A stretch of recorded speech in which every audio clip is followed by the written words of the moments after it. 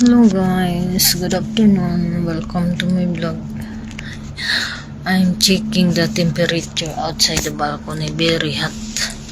See, I'm here in the window. I show you the temperature, the sun. Very hot. I cannot stay long outside because the sun is burning my skin. In the Philippines, there is storm. There is a strong wind and storm in the Philippines and raining. Here in UAE, the weather is very hot because it's summer here. It's 40 degrees, I think. Sana, very hot. I don't even stay there in the for I only 1 minute in the balcony. The sun is burning my face, especially in my face, my skin. If you can put egg outside the balcony, the egg will cook because of the hot temperature. It's dangerous if we can go out like this time. From 10 a.m. to 4 p.m. very hot the temperature.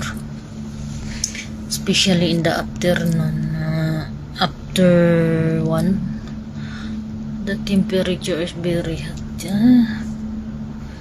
Anyway, today is Wednesday, guys. Happy Wednesday, everyone, and enjoy your day. Before I want to read a little bit. Later, I'm gonna pick up the kids in school. I just drop here. It's good the school here is beside the building only. It's easy to drop her in school and pick it up. Anyway, guys, if you like my video, don't forget to click like, heart, leave a comment, suggestion, and of course, don't forget to share, subscribe. Thank you very much. Bye. You see this Bible. This Bible is given to me by Pastor Ding and Ate Viola.